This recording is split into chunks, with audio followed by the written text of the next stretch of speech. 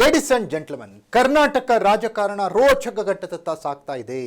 BJP JDS ದೋಸ್ತಿಯಲ್ಲಿ ಕುಸ್ತಿ ಪ್ರಾರಂಭವಾಗಿದ್ದು ಎಲ್ರಿಗೂ ಗೊತ್ತಿರುವಂಥ ವಿಚಾರ. ಆ ಕುಸ್ತಿ ಈಗ ಮತ್ತೊಂದು ಮಗ್ಲಿಗೆ ಹೊರಳ್ತಾ ಇದೆ. ಕುಮಾರಸ್ವಾಮಿಯವರ ಬುಡಕ್ಕೆ ಬಾಂಬನ್ನು ಇಡ್ತಾ ಇದೆ ಬಿಜೆಪಿ.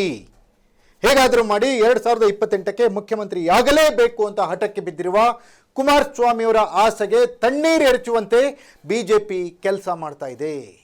ವಿಜಯೇಂದ್ರ ಆರ್ ಅಶೋಕ್ ಒಟ್ಟಿಗೆನೆ ಕುಮಾರಸ್ವಾಮಿಯವರಿಗೆ ಯಾವ ರೀತಿ ಚೆಕ್ಮೇಟ್ ಕೊಡ್ತಾ ಇದ್ದಾರೆ, ಬಿಡದಿ ವಿಚಾರದಲ್ಲಿ JDS ಅನ್ನ ಯಾವ ರೀತಿ ಹೆಲ್ಪ್ಲೆಸ್ ಆಗೋ ಥರ ಮಾಡ್ತಾ ಇದ್ದಾರೆ, ಇಲ್ಲಿದೆ ಎಕ್ಸ್ಕ್ಲೂಸಿವ್ ಡೀಟೇಲ್ಸ್. ಇದು exposed story. HDK versus BJP. ಕುಮಾರಣ್ಣನಿಗೆ ಬಿಜೆಪಿ ಅಡ್ಡಗಾಲು, ಬಿಜೆಪಿ ಬಿಡದಿಯನ್ನ ಬಿಟ್ಟು ಟೈಮ್ ಪಾಸ್. ಇದು ಎಕ್ಸ್ಪೋಸ್ ಸ್ಟೋರಿ. ನೆಲ ಜಲ ಭಾಷೆಗಾಗಿ ಪ್ರಾಮಾಣಿಕ ಪತ್ರಿಕೋದ್ಯಮ. ನಾನು ಹೇಮಂತ್.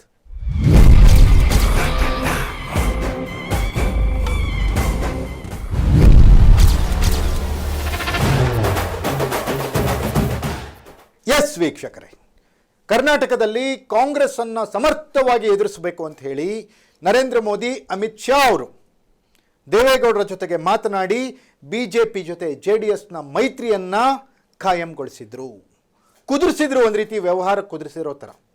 ಯಾಕಂದರೆ 2023ರಲ್ಲಿ ಕಾಂಗ್ರೆಸ್ ಏಕಮಾದ್ವಿತೀಯ ದೊಡ್ಡ ಪಕ್ಷವಾಗಿ ಪ್ರಚಂಡ ಬಹುಮತವನ್ನು ಪಡೆದು ಗೆಲುವನ್ನು ಸಾಧಿಸಿದ ನಂತರ ಅಧಿಕಾರದ ಚುಕ್ಕಾಣಿ ಹಿಡಿದ ಮೇಲೆ ಕುಮಾರಸ್ವಾಮಿಯವರು ಕೂಡ ಸೋತು ಸುಣ್ಣವಾಗಿದ್ದರು. ಅವರ ಕರ್ಮಭೂಮಿ ಮಂಡ್ಯದಲ್ಲಿ ಒಂದೇ ಸ್ಥಾನಕ್ಕೆ ಸೀಮಿತವಾಗಿದ್ದರು ಕುಮಾರಣ್ಣ. ಉಳಿದೆಲ್ಲ ಕಡೆ ಕಾಂಗ್ರೆಸ್ ತನ್ನ ಕಬಂಧ ಬಾಹುಗಳನ್ನು ಚಾಚಿ ಗೆದ್ದುಕೊಂಡು ಬಂದಿತ್ತು. ಹೀಗಾಗಿ 2028ರವರೆಗೂ ಏನು ಕೆಲಸ ಮಾಡಬೇಕಿತ್ತು ಕುಮಾರಣ್ಣ? ಇಲ್ಲಿ ಕುಮಾರಣ್ಣನವರ ಲೆಕ್ಕಾಚಾರಗಳು ಹಲವಾರಿದ್ವು. ಇರೋದು ಒಂದೇ ಒಂದು ಗುರಿ, ಒಂದೇ ಒಂದು ಅವರ ಕಲ್ಲು. ಅವರ ಒಂದು ಕಲ್ಲಿಗೆ 3 ಹಕ್ಕಿಯನ್ನು ಹೊಡೆಯೋ ರೀತಿ ಲೆಕ್ಕಾಚಾರ ಹಾಕಿರೋ ಕುಮಾರಣ್ಣ ಮೊದಲನೇದಾಗಿ ಮಂಡ್ಯದಿಂದ ಸುಮಲತಾ ಅವರನ್ನ ಓಡಿಸ್ಬೇಕು ಅನ್ನೋದಕ್ಕೆ ಏನು ಮಾಡಬೇಕೋ ಆ ಪ್ಲ್ಯಾನ್ ಮಾಡಿ ಮಂಡ್ಯದ ಲೋಕಸಭಾ ಕ್ಷೇತ್ರವನ್ನು ಆಯ್ಕೆ ಮಾಡಿಕೊಂಡ್ರು. ಮತ್ತೊಂದು ಕಡೆ ಕಾಂಗ್ರೆಸ್ಗೆ ಚೆಕ್ಮೇಟ್ ಕೊಡಬೇಕು, ಕಾಂಗ್ರೆಸ್ಗೆ ಕೌಂಟರ್ ಕೊಡಬೇಕು, ಹೇಗಾದರೂ ಮಾಡಿ ಅಧಿಕಾರದ ಗದ್ದುಗೆಯನ್ನು ಹಿಡಿಬೇಕು ಅಂತ ಹೇಳಿ ಬಿಜೆಪಿ ಜೊತೆ ಕಾಂಪ್ರಮೈಸ್ ಮಾಡಿಕೊಂಡ್ರು. ತಮ್ಮದು ಜಾತ್ಯತೀತ ಜನತಾದಳ, ಬಿಜೆಪಿ ಕೋಮುವಾದಿ ಪಕ್ಷ ಎಲ್ಲವೂ ಮಾತನಾಡಿದ್ದಂತಹ ಕುಮಾರಣ್ಣ ಅದೇ ಬಿಜೆಪಿಯೊಂದಿಗೆ ಮೈತ್ರಿಯನ್ನು ಸಾಧಿಸಿ NDA ಸೇರ್ಬಿಟ್ರು. ಮತ್ತೊಂದು ಕಡೆ ದೇವೇಗೌಡರನ್ನ ಬಹಳ ಆತ್ಮೀಯವಾಗಿ, ಗೌರವವಾಗಿ, ಅಭಿಮಾನದಿಂದ ಕಾಣುವಂತಹ ನರೇಂದ್ರ ಮೋದಿ ಮತ್ತು ಅಮಿತ್ ಶಾ ಅವರನ್ನು ನೇರವಾಗಿ ಸಂಪರ್ಕಿಸಿದ ಕುಮಾರಣ್ಣ ಕರ್ನಾಟಕದ ಬಿಜೆಪಿ ನಾಯಕರಿಗೂ ತಮಗೂ ಸಂಬಂಧವೇ ಇಲ್ಲ ಅನ್ನೋ ಥರ ರಾಷ್ಟ್ರೀಯ ನಾಯಕರ ಜೊತೆ ಸೇರಿಕೊಂಡು ಬಿಜೆಪಿಯ ಜೊತೆ ಮೈತ್ರಿಯನ್ನು ಕುದುರಿಸಿದ್ರು. ಬಿಜೆಪಿಯ ಸಪೋರ್ಟನ್ನು ಪಡೆದು JDS ಅನ್ನು ಮಂಡ್ಯದಲ್ಲಿ ಗೆಲ್ಲಿಸಿರುವ ಕುಮಾರಣ್ಣ ಬೆಂಗಳೂರು ಗ್ರಾಮಾಂತರದಲ್ಲಿ ತನ್ನ ರಾಜಕೀಯ ಬದ್ಧವೈರಿ DK ಶಿವಕುಮಾರ್ ಅವರನ್ನ ಹಣಿಲಿಕ್ಕೆ ಸ್ವತಃ ಅವರ ಬಾಮೈದ ಡಾಕ್ಟರ್ ಮಂಜುನಾಥ್ ಗೌಡರನ್ನ ಕಣಕ್ಕಿಳಿಸಿ DK ಸುರೇಶ್ ಅವರ ಸೋಲಿಗೆ ಕಾರಣರಾದರು. ಈ ಮೂಲಕ DK ಶಿವಕುಮಾರ್ ಅವರಿಗೆ ಟಕ್ಕರ್ ಕೊಡಬೇಕು ಅಂದರೆ, DK ಶಿವಕುಮಾರ್ ಅವ್ರನ್ನ ರಾಜಕೀಯವಾಗಿ ಎದುರಿಸಬೇಕು ಅಂದರೆ ಅದು ತನ್ನಿಂದ ಮಾತ್ರ ಸಾಧ್ಯ ಅನ್ನೋದನ್ನು ಕುಮಾರಸ್ವಾಮಿ ಪ್ರಚುರಪಡಿಸಿದರು. ಈ ಮೂಲಕ ಕರ್ನಾಟಕದಲ್ಲಿ ಕುಮಾರಸ್ವಾಮಿಯವರ ಇಂಪಾರ್ಟೆನ್ಸ್ ಎಷ್ಟು, ಕುಮಾರಸ್ವಾಮಿ ಅವ್ರನ್ನ ಬಿಟ್ಟರೆ ಕರ್ನಾಟಕದಲ್ಲಿ ಬಿಜೆಪಿಗೆ ಅಧಿಕಾರ ಹಿಡಿಯಲಿಕ್ಕೆ ಸಾಧ್ಯನೇ ಆಗಲ್ಲ ಅನ್ನುವ ಮೆಸೇಜನ್ನು ಬಿಜೆಪಿಯ ಹೈಕಮಾಂಡ್ಗೆ ಕುಮಾರಣ್ಣ ಮುಟ್ಟಿಸಿದ್ರು.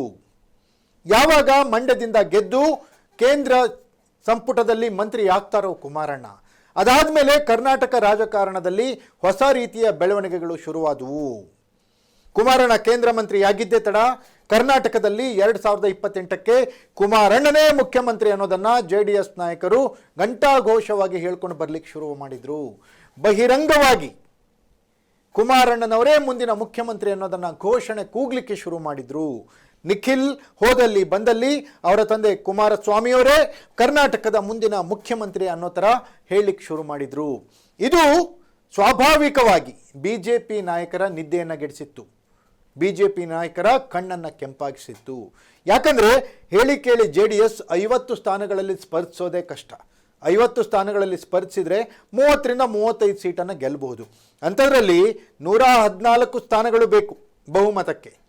ಹಾಗಾದರೆ 35 ಸ್ಥಾನಗಳಲ್ಲಿ ಗೆದ್ದ JDSನ ಕುಮಾರಸ್ವಾಮಿ ಮುಖ್ಯಮಂತ್ರಿ ಆಗೋದಾದರೆ ಇನ್ನುಳಿದ 80 ಸ್ಥಾನಗಳನ್ನು ಗೆಲ್ಲುವಂಥ BJP ಯಾವ ಸ್ಥಾನಕ್ಕೆ ತೃಪ್ತಿ ಪಟ್ಕೊಳ್ಬೇಕು? ಇದು ಯಾವ ರೀತಿ ಸರಿ ಅನ್ನೋದು BJP ನಾಯಕರ ಒಳ ಲೆಕ್ಕಾಚಾರ ಆಗಿತ್ತು. ಹಾಗಾಗಿ ಈ BJP ನಾಯಕರು ಕುಮಾರಣ್ಣನವರಿಗೆ ಟೈಮ್ ಬಾಂಬ್ ಫಿಕ್ಸ್ ಮಾಡಲಿಕ್ಕೆ ಶುರು ಮಾಡಿದರು. ಯಾವಾಗ ಕುಮಾರಣ್ಣ ಮುಂದಿನ ಮುಖ್ಯಮಂತ್ರಿ ಅನ್ನೋ ಘೋಷಣೆಗಳನ್ನು ಕೂಗ್ತಾ ಬಂದರು, ಆಗ BJP ಸೈಲೆಂಟ್ ಆಗಿಯೇ ನಾವೇ ಏಕಾಂಗಿಯಾಗಿ ಅಧಿಕಾರಕ್ಕೆ ಬರ್ತೀವಿ ಅನ್ನೋ ಘೋಷಣೆಗಳನ್ನು ಕೂಗಲಿಕ್ಕೆ ಶುರು ಮಾಡಿದರು. ಇಲ್ಲಿಂದ ಶುರುವಾಯಿತು BJP ಮತ್ತು JDSನ ನಡುವಿನ ಹಗ್ಗಜಗ್ಗಾಟ, ಅಥವಾ ಇವರಿಬ್ಬರ ನಡುವಿನ ಮೈತ್ರಿ ಯುದ್ಧ, ಅಥವಾ ಇವರಿಬ್ಬರ ನಡುವಿನ ದೋಸ್ತಿ ಕುಸ್ತಿ, ಏನಾದರೂ ಕರಿಬೋದು. BJP ನಾನೊಂದು ತೀರ, JDS ಮತ್ತೊಂದು ತೀರ ಅನ್ನೋ ಥರ. ಇಂಥ ಸಂದರ್ಭದಲ್ಲಿ ಬಂದಂಥ ಉಪಚುನಾವಣೆಗಳು ದಾವಣಗೆರೆ ದಕ್ಷಿಣ ಮತ್ತು ಬಾಗಲಕೋಟೆ, ಇಲ್ಲಿಯೂ ಕೂಡ BJP JDSನ್ನು ಕ್ಯಾರೆ ಅನ್ನದೆ, JDSನ ವಿಶ್ವಾಸಕ್ಕೆ ಪಡೆದುಕೊಳ್ಳದೆ ಎರಡೂ ಕಡೆಯೂ ಅವರ ಕ್ಯಾಂಡಿಡೇಟ್ಗಳನ್ನು ಹಾಕ್ತು. ಇಲ್ಲಿಯೂ ಕೂಡ ಕುಮಾರಸ್ವಾಮಿ ಅವರಿಗೆ ಇರಿಸುಮುರ್ಸಾಗಿತ್ತು. ಆದರೂ ಕೂಡ ಕೇಂದ್ರದಲ್ಲಿ ಮಂತ್ರಿಯಾಗಿದ್ದಾರೆ, ಅಮಿತ್ ಶಾ ನರೇಂದ್ರ ಮೋದಿಯವರ ಮುಖ ನೋಡಿಕೊಂಡು ನಾನು BJP ಜೊತೆಗೆ ಹೋಗ್ತೀನಿ ಅಂತ ಸಬೂಬು ಹೇಳ್ಕೊಂಡು ಸಮಜಾಯಿಷಿಯನ್ನು ಕೊಟ್ಕೊಂಡು ಕುಮಾರಸ್ವಾಮಿ BJP ಜೊತೆಗೆ ಮೈತ್ರಿಯನ್ನು ಮುಂದುವರಿಸ್ತಾ ಇದ್ರು. ಯಾವಾಗ ಅಧಿಕಾರ ಹಸ್ತಾಂತರ ಆಯಿತೋ ಕರ್ನಾಟಕದಲ್ಲಿ, ಯಾವಾಗ ಮುಖ್ಯಮಂತ್ರಿ ಸ್ಥಾನದಿಂದ ಸಿದ್ದರಾಮಯ್ಯ ಕೆಳಗಿಳಿದು DK ಶಿವಕುಮಾರ್ ಮುಖ್ಯಮಂತ್ರಿ ಆದರು, ಆಗ HD ಕುಮಾರಸ್ವಾಮಿ ಅವರಿಗಾಗಲಿ ದೇವೇಗೌಡರಿಗಾಗಲಿ ಅದನ್ನು ಸಹಿಸ್ಕೊಳ್ಳೋಕ್ಕಾಗಲೇ ಇಲ್ಲ. ಮತ್ತೊಬ್ಬ ಒಕ್ಕಲಿಗ ನಾಯಕ ಪ್ರಬುದ್ಧಮಾನಕ್ಕೆ ಬರ್ತಾನೆ ಅಂದರೆ ಅದನ್ನು ಸಹಿಸ್ಕೊಳ್ಳೋಕ್ಕೆ ದೇವೇಗೌಡರಿಗೆ ಆಗಲ್ಲ. ಇದು ಮೊದಲಿಂದಲೂ ನೋಡಿಕೊಂಡು ಕಂಡುಕೊಂಡು ಬಂದಂತಹ ರಾಜಕೀಯ ಲೆಕ್ಕಾಚಾರ ಕರ್ನಾಟಕದಲ್ಲಿ. ಈಗ DK ಶಿವಕುಮಾರ್ ಮುಖ್ಯಮಂತ್ರಿ ಆಗ್ಬಿಡ್ತಾರೆ ಅಂತ ಅಂದರೆ ದೇವೇಗೌಡರು ಕುಮಾರಸ್ವಾಮಿಯವರು ಅದನ್ನು ಸುಲಭವಾಗಿ ಒಪ್ಕೊಂಡ್ಬಿಡ್ತಾರಾ? ಯಾವುದೇ ಕಾರಣಕ್ಕೂ ಒಪ್ಕೊಳ್ಳಲ್ಲ. ಅಲ್ಲಿಂದಲೇ ಶುರುವಾಗಿದ್ದು ಯುದ್ಧ. DK ಶಿವಕುಮಾರ್ ಮುಖ್ಯಮಂತ್ರಿ ಆದಮೇಲೆ ಮೊದಲು ಕೈ ಹಾಕಿದ್ದೆ ದೇವೇಗೌಡರು, ಅಂದರೆ ಕುಮಾರಸ್ವಾಮಿಯವರ ಕರ್ಮಭೂಮಿ ಅನ್ನುವ ರಾಮನಗರ ಬಿಡದಿ ಟೌನ್ಶಿಪ್ನ ಮಾಡಿಯೇ ತೀರ್ತೀನಿ ಅಂತ ಹಠಕ್ಕೆ ಬಿದ್ರಲ್ಲ DK ಶಿವಕುಮಾರ್. ಅಲ್ಲಿ ಶುರುವಾಯಿತು ಯುದ್ಧ. ಅದು ಯಾವ ಕಾರಣಕ್ಕೆ ಮಾಡ್ತೀರಾ, ಹೇಗೆ ಮಾಡ್ತೀರಾ, ನಾವು ನೋಡೇ ಬಿಡ್ತೀವಿ ಅಂತ JDS ನಾಯಕರು ಕೂಡ ತೊಡೆ ತಟ್ಟಿ ನಿಂತರು. ಎರಡೂ ಜಗಜ್ಜಟ್ಟಿಗಳು, ಇವರಿಬ್ಬರು ಗೌಡ್ರ ಗದ್ದಲ ಯಾವ ಹಂತಕ್ಕೆ ಹೋಯ್ತು ಅಂದರೆ ಅತಿ ದೊಡ್ಡ ಜಗಜ್ಜಟ್ಟಿಗಳ ಹೋರಾಟ ಶುರುವಾದಂಗಾಯಿತು ರಾಜಕೀಯವಾಗಿ ಕರ್ನಾಟಕದಲ್ಲಿ. ಬಿಡದಿ ವಿಚಾರವನ್ನು ಇಟ್ಕೊಂಡು ಸರ್ಕಾರವನ್ನು ಸಂಕಷ್ಟಕ್ಕೆ ಸಿಲುಕಿಸಲೇಬೇಕು ಅಂತ ಹಠ ತೊಟ್ಟಿರುವ ಕುಮಾರಸ್ವಾಮಿ ಅವರು ಒಂದು ಕಡೆ, ಯಾವುದೇ ಕಾರಣಕ್ಕೂ ದೇವೇಗೌಡರಿಗೆ ತಲೆ ಬಾಗೋದು ಬೇಡ, ದೇವೇಗೌಡರ ಒಕ್ಕಲಿಗರ ಕೋಟೆಗೆ ನಾನು ಲಗ್ಗೆ ಇಡ್ತೀನಿ, ಮುಂದಿನ 2028ರಲ್ಲಿ ಒಕ್ಕಲಿಗರ ಕೋಟೆಯಲ್ಲೇ 40 ಸ್ಥಾನಗಳಿಗಿಂತ ಹೆಚ್ಚಿನ ಸ್ಥಾನಗಳನ್ನು ನಾನು ಗೆಲ್ತೀನಿ ಅಂತ ಹಠಕ್ಕೆ ಬಿದ್ದಿರುವಂತಹ DK ಶಿವಕುಮಾರ್ ಮತ್ತೊಂದು ಕಡೆ. ಇವರಿಬ್ಬರ ಮಧ್ಯದ ಜಗಳ BJPಗೆ ಒಂದು ರೀತಿ ತಮಾಷೆ ನೋಡೋ ಥರ ಆಯಿತು. JDS ತಮ್ಮ ಮೈತ್ರಿ ಪಕ್ಷ ಅನ್ನೋದನ್ನು ಗಮನಿಸಿದ BJP ಇವರಿಬ್ಬರ ಜಗಳವನ್ನು ನೋಡ್ಕೊಂಡು ನಿಲ್ತು. ಈಗ ಬಂದಿರೋ ಟ್ವಿಸ್ಟ್ ಏನಪ್ಪ ಅಂದರೆ ಅಧಿವೇಶನ ಪ್ರಾರಂಭವಾಗಿದೆ. ಅಧಿವೇಶನದಲ್ಲಿ ಬಿಡದಿ ವಿಚಾರವನ್ನು ಇಟ್ಕೊಂಡು ಚರ್ಚೆ ಮಾಡಿ ಸರ್ಕಾರಕ್ಕೆ ಮುಜುಗರವನ್ನು ತರಬೇಕು. ಕಾಂಗ್ರೆಸ್ ಸರ್ಕಾರ, DK ಶಿವಕುಮಾರ್ ಯಾವ ರೀತಿ ರೈತರ ವಿರೋಧಿ, DK ಶಿವಕುಮಾರ್ ರಿಯಲ್ ಎಸ್ಟೇಟ್ ವ್ಯವಹಾರಕ್ಕಾಗಿ ಬಿಡದಿ ಟೌನ್ಶಿಪ್ಗೆ ಕೈ ಹಾಕಿದ್ದಾರೆ. DK ಶಿವಕುಮಾರ್ ರೈತರ ಜಮೀನನ್ನು ಇಟ್ಕೊಂಡು ಆರ್ಭಟ ಆಡಂಬರ ಮಾಡ್ತಾ ಇದ್ದಾರೆ ಅನ್ನೋದನ್ನು ಜನರಿಗೆ ತಿಳಿಸ್ಲಿಕ್ಕೆ ಈ ಅಧಿವೇಶನವನ್ನು ಬಳಸ್ಕೊಳ್ಬೇಕು ಅನ್ನೋದು JDSನ ಒನ್ ಲೈನ್ ಅಜೆಂಡಾ ಆಗಿತ್ತು. ಕುಮಾರಸ್ವಾಮಿಯವರು ಇದಕ್ಕೋಸ್ಕರ ಹಲವು ತಯಾರಿಗಳನ್ನು ನಡೆಸಿದರು, ರಿಹರ್ಸಲ್ಗಳನ್ನು ಮಾಡಿದರು. ಅವರ JDSನ ಶಾಸಕರೊಂದಿಗೆ ಮೀಟಿಂಗ್ಗಳನ್ನು ಮಾಡಿ ಸರ್ಕಾರಕ್ಕೆ ಯಾವ ರೀತಿ ಇರಿಸುಮುರುಸು ಉಂಟು ಮಾಡಬೇಕು, ಯಾವ ಪಾಯಿಂಟನ್ನು ಮಾತಾಡಿ ಸರ್ಕಾರವನ್ನು ಸಂಕಷ್ಟಕ್ಕೆ ಸಿಲುಕಿಸಬೇಕು ಅನ್ನೋದನ್ನು ಹೇಳಿಕೊಟ್ಟಿದ್ರು. ಆದರೆ ಅಧಿವೇಶನದಲ್ಲಿ ಆಗಿದ್ದೇ ಬೇರೆ. ಅಸಲಿ ಆಟ ಪ್ರಾರಂಭವಾಗಿದ್ದೇ ಅಧಿವೇಶನದಲ್ಲಿ. BJP ಕುಮಾರಣ್ಣನವರಿಗೆ ಅಡ್ಡಗಾಲ ಹಾಕಿದ್ದು ಹೇಗೆ ಅಂದರೆ ಬಿಡದಿ ಟೌನ್ಶಿಪ್ ವಿಚಾರ ಚರ್ಚೆಗೆ ಬರದೇ ಇರೋ ಥರ ನೋಡ್ಕೊಳ್ತಾ ಇದೆ BJP. ನಾಗೇಂದ್ರ ಅನ್ನುವ ವಿಚಾರವನ್ನು ಇಟ್ಕೊಂಡು ವಾಲ್ಮೀಕಿ ಅಭಿವೃದ್ಧಿಯ ಹಣವನ್ನು ದುರುಪಯೋಗ ಪಡಿಸ್ಕೊಂಡಿರುವಂಥ ನಾಗೇಂದ್ರ ಮತ್ತೆ ಮಂತ್ರಿಯಾಗಿರೋದ್ರಿಂದ ಅವ್ರನ್ನ ಮಂತ್ರಿ ಸ್ಥಾನದಿಂದ ಕಿತ್ತೊಗೆಯಿರಿ ಅನ್ನುವ ಅಜೆಂಡಾ ಇಟ್ಕೊಂಡು BJP ಏನು ಹೋರಾಟ ಮಾಡ್ತಾ ಇದೆ, ಕಳೆದ 7 ದಿನಗಳಿಂದ ಅಧಿವೇಶನವನ್ನು ನಡೀಲಿಕ್ಕೆ ಯಾಕೆ ಬಿಡ್ತಾ ಇಲ್ಲ ಅಂದರೆ ಅದಕ್ಕೆ ಮೊದಲನೇ ಕಾರಣನೇ ಬಿಡದಿ ಟೌನ್ಶಿಪ್ ವಿಚಾರ ಅಧಿವೇಶನದಲ್ಲಿ ಚರ್ಚೆಗೆ ಬರಬಾರ್ದು ಅನ್ನುವಂತಹ ಹಿಡನ್ ಅಜೆಂಡಾ. ಹೀಗೇನಾದರೂ ಮಾಡಿ ಬಿಡದಿ ಟೌನ್ಶಿಪ್ ವಿಚಾರ ವಿಧಾನಸಭೆಯಲ್ಲಿ ಚರ್ಚೆಗೆ ಬರಲಿಲ್ಲ ಅಂದರೆ, ಒಂದು ವೇಳೆ ಚರ್ಚೆಗೆ ಬಂದು ಸರ್ಕಾರ ಆ ಚರ್ಚೆಗೆ ಮಣಿದು JDSನ ಹೋರಾಟಕ್ಕೆ ಜಯ ಸಿಕ್ಬಿಟ್ರೆ ಕುಮಾರಣ್ಣನವರ ಕೈ ಮೇಲಾಗುತ್ತೆ. ಹೇಗಾದರೂ ಆಗಲಿ ಕರ್ನಾಟಕದ BJP ನಾಯಕರು ಕುಮಾರಣ್ಣನಿಗೆ ಲೆಕ್ಕಕ್ಕೆ ಇಲ್ಲ, ಅಷ್ಟಕ್ಕಷ್ಟೇ. ಯಾವುದಕ್ಕೂ ಕೂಡ ಕುಮಾರಣ್ಣ ರಾಜ್ಯ ನಾಯಕರಾದ ಆರ್ ಅಶೋಕ್ ಆಗಲಿ, ವಿಜೇಂದ್ರ ಅವ್ರನ್ನಾಗಲಿ, ಸಿ ಟಿ ರವಿ ಅವ್ರನ್ನಾಗಲಿ ಕ್ಯಾರೆ ಅನ್ನಲ್ಲ. ಇವ್ರು ಕೇಳೋದೇ ಇಲ್ಲ. ಅವ್ರು ಏನೇ ಇದ್ರು ಮಾತೆತ್ತಿದ್ರೆ ನರೇಂದ್ರ ಮೋದಿ ಅಂತಾರೆ, ಮಾತೆತ್ತಿದ್ರೆ ಅಮಿತ್ ಶಾ ಅಂತಾರೆ. ಇಂಥ ಸಂದರ್ಭದಲ್ಲೇ ಕುಮಾರಣ್ಣನವರ ಇಮೇಜನ್ನು ಕಡಿಮೆ ಮಾಡಬೇಕು, ಕುಮಾರಣ್ಣನವರ ವರ್ಚಸ್ಸನ್ನು ತಗ್ಗಿಸ್ಬೇಕು, ಕುಮಾರಣ್ಣನವರು ಕೇಂದ್ರದಲ್ಲಿ ಮುಜುಗರ ಪಡುವಂತೆ ಮಾಡಬೇಕು ಅಂದರೆ ಕುಮಾರಣ್ಣನವರು ಏನೇನು ಅಂದ್ಕೊಂಡಿದ್ದಾರೆ ಆ ಕೆಲಸಗಳು ಕರ್ನಾಟಕದಲ್ಲಿ ಆಗಬಾರ್ದು. ಹಾಗಾಗಬೇಕು ಅಂದರೆ ಬಿಡದಿ ಟೌನ್ಶಿಪ್ ವಿಚಾರ ವಿಧಾನಸಭೆಯಲ್ಲಿ ಚರ್ಚೆಗೆ ಬರಬಾರ್ದು. ಹಾಗಾಗಿ ನಾಗೇಂದ್ರವನ್ನು ವಿಚಾರ ಇಟ್ಕೊಂಡು BJP ಅಧಿವೇಶನದ ಸಮಯವನ್ನು ವ್ಯರ್ಥ ಮಾಡ್ತಾ ಇದೆ ಅನ್ನೋದು ಸದ್ಯದಲ್ಲಿ ರಾಜಕೀಯ ಪಂಡಿತರ ಲೆಕ್ಕಾಚಾರ ಆಗಿದೆ. ಕೊನೆಯದಾಗಿ ವೀಕ್ಷಕರೇ, ಹೇಳಿ ಕೇಳಿ ಕುಮಾರಣ್ಣ ಈ ಹಿಂದೆ 2 ಬಾರಿ ಮುಖ್ಯಮಂತ್ರಿ ಆಗಿದ್ದಾಗ ತಮ್ಮದೇ ಆದಂಥ ನಾಯಕತ್ವದ ಗುಣದಿಂದ, ತಮ್ಮದೇ ಆದಂಥ ಹಲವು ಕಾರ್ಯಕ್ರಮಗಳಿಂದ, ಅದರಲ್ಲೂ ಮೊದಲನೇ ಬಾರಿ ಮುಖ್ಯಮಂತ್ರಿ ಆಗಿದ್ದಾಗ ಕುಮಾರಣ್ಣ 10 ಹಲವು ಜನಪ್ರಿಯ ಕಾರ್ಯಕ್ರಮಗಳನ್ನು ರೂಪಿಸಿದ್ರು.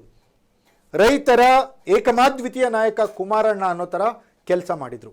ಗ್ರಾಮ ವಾಸ್ತವ್ಯ ಆಗಿರ್ಬೋದು, ರೈತರ ಸಾಲ ಮನ್ನಾ ಆಗಿರ್ಬೋದು, 10 ಹಲವು ಕೆಲಸಗಳನ್ನು ಕುಮಾರಣ್ಣ ಮಾಡಿದರು. ಕುಮಾರಣ್ಣ ಈಗಲೂ ಕೂಡ ಜನಮಾನಸದಲ್ಲಿ ಇದ್ದಾರೆ.